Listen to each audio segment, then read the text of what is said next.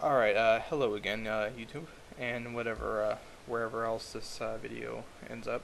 Um, this is actually a video combining two general questions that I've received recently that I actually thought were pretty cool questions that I just never really got around to answering.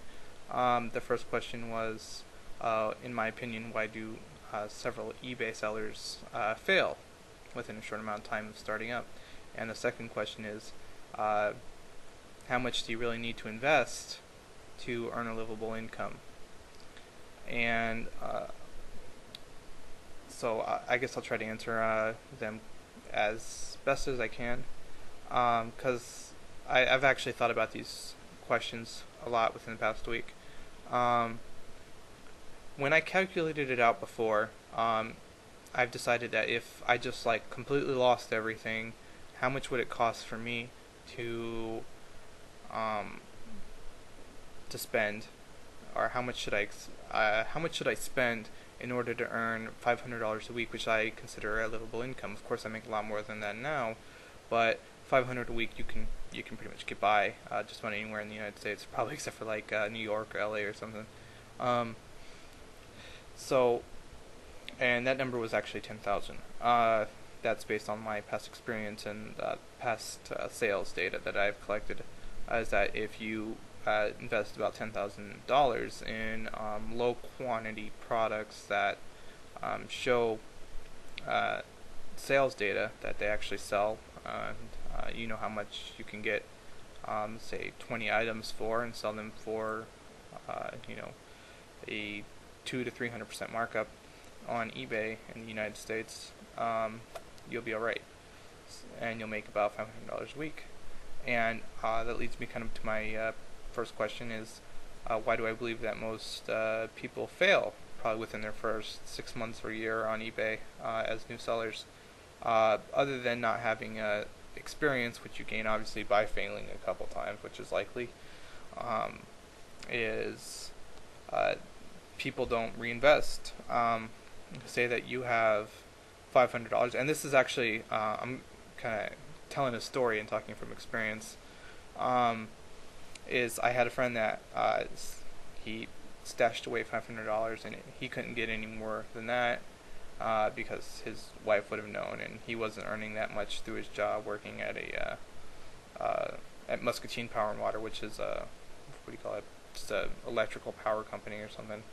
Um, and uh, he came to me. He's like, I've got $500 to invest. Can you help me to pretty much do what you do, uh, so that I can, leave my job if I ever need to, and still support myself and my family. And I was like, well, yeah, I can try.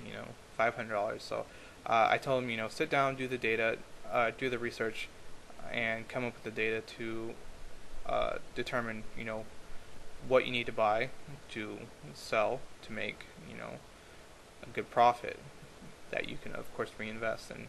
So he sat down. He came back about probably a month later, and he's like, "Well, this is what I'm going to invest in. These are the products I want to buy."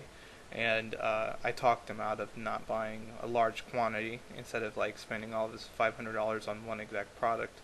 I talked him into spreading it out over 10 items, because if one item doesn't sell, you still rely on the others, and you don't have too much invested in just one item. I mean, so he has the 10 items, and he says, okay, I want to buy these, and paid like the 4 or 20 for the items, and the rest for shipping to get the items from China to the U.S.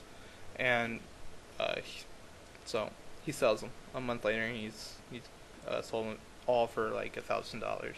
He's got a $500 investment that he turned into $1,000, meaning he has $500 profit. And he comes to me and he says, "Okay, I want to do this again. How can I make more money?" And I said, "Well, how much do you have now?" And he's like, $500. So I asked him, "Are you just going to stay at $500 this entire time?" He's like, "Well, yeah, but I want to make more money, because really $500 a month is not a livable income." So of course, he does it again and again. He has $500 in profit, and he says, I don't think I'm gonna do this anymore because I can't seem to make that much money. And I explained to him, why are you spending your the money you're getting back? Why are you spending your profit? And he says, well, I have living expenses. Well, I told him, obviously, your living expenses, you were paying them before you started this. So, what's the difference now? And it turns out they weren't living expenses at all. They're lifestyle enhancements, meaning what all people do is when they get a little bit of extra money, like taxes and stuff like that, they go and they blow it. They go out to eat. And obviously the government and stuff knows this because it does stimulate the economy every time there's tax returns or stimulus. And so eventually he just kind of faded out, and he came to me again, and he's like, well, I got this new idea, and I want to try this out. And I told him, I'm not going to help you. I can't help you because you don't understand the point in reinvesting.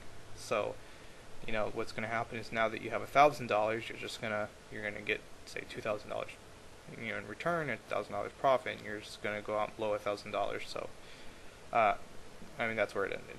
So that's what I feel that most people can't become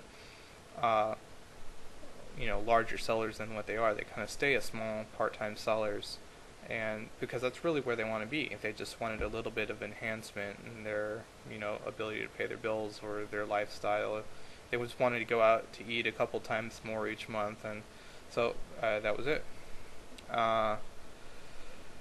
So really, if that's the stress of pretty much all startups, is you get money, you need to reinvest it, which means you're pretty much working for free, but it's all going towards a good goal. Eventually you're going to earn the $10,000 in which you can invest and start earning $500 a week. At $500 a week, what can you really do with that kind of money? So I guess that's pretty much it. That's my opinion on it. So if anybody out there has any more questions, I'll try to answer them the best I can. Alright, and feel free to ask. Alright, bye.